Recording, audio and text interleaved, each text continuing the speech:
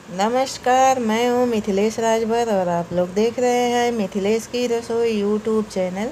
आज मैं इस वीडियो में आलू के चाइनीज़ पकौड़े बनाकर बताऊंगी। तो चलिए पकौड़े बनाना शुरू करते हैं। तो ये हमने 3 आलू ले लिया है और अब हम इसके छिलके उतार लेंगे।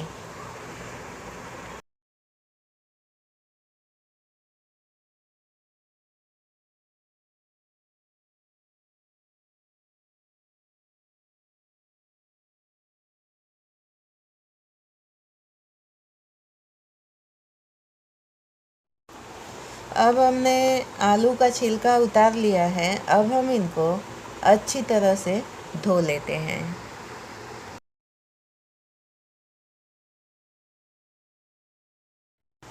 हम अदरक, लहसुन और मिर्ची का पेस्ट बना लेते हैं। हमने एक ही मिर्ची ले रखा है, इसलिए कि मेरे घर में एक ही मिर्ची थी, मिर्ची ख़त्म हो गया है। अब पेस्ट बना लिया है। अब हम आलू को इस पे घस कर कद्दूकस कर लेते हैं।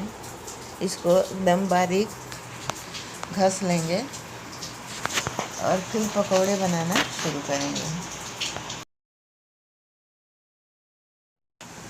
अब हमने आलू को घस लिया है। अब हम इसमें सारी सामग्री मिला लेते हैं। हम इसमें 3 चम्मच मैदा मिला लेते हैं।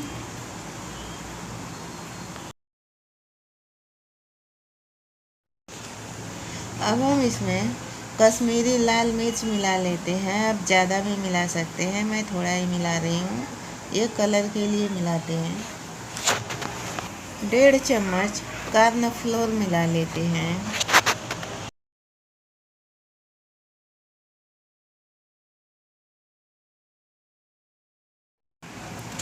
अब हम इसमें स्वाद के अनुसार नमक मिला लेंगे। ये 1 चुटकी अजीनोमोटो है, अगर आपके पास नहीं है तो कोई बात नहीं, ऐसे भी अच्छा लगता है। ये जो अदरक लहसुन मिर्ची का पेस्ट है, ये 1 चम्मच है, इसको मिला लेते हैं। और इसमें आधा चम्मच काली मिर्च का पाउडर मिलाकर और इसको अच्छे से मिला लेंगे। देखिए इस तरीके से अच्छे से मिला लेते हैं।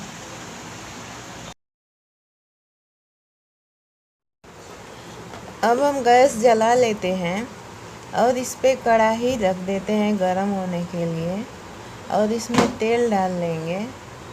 और तेल गरम होने के बाद जो हमने मिश्रण तैयार किया है उसको छोटे छोटे बाल बनाकर कढ़ाई में डाल देंगे।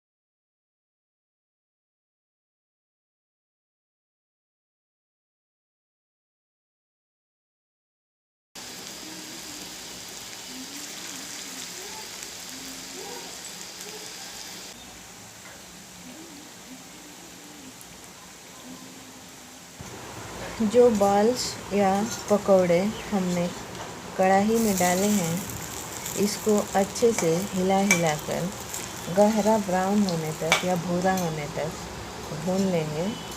और जब गहरा भूरा हो जाए तब इसको हम निकाल लेंगे।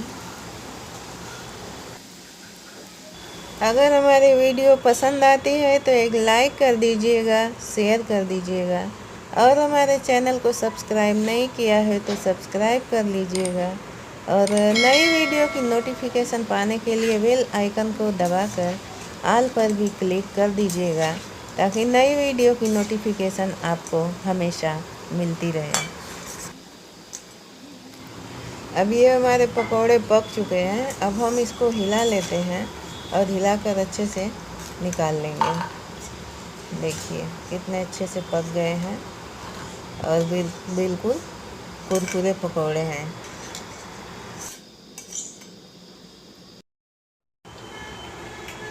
इसी तरह से बाकी बचे हुए मिश्रण को भी तल कर निकाल लेंगे।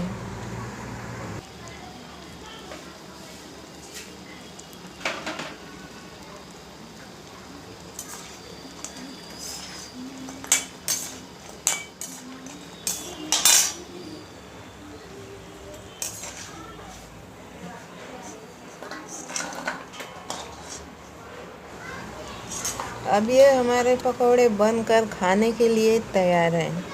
देखिए, देखने में कितने अच्छे, कितने सुंदर लग रहे हैं, खाने में भी इतने ही स्वादिष्ट हैं। देखिए कैसे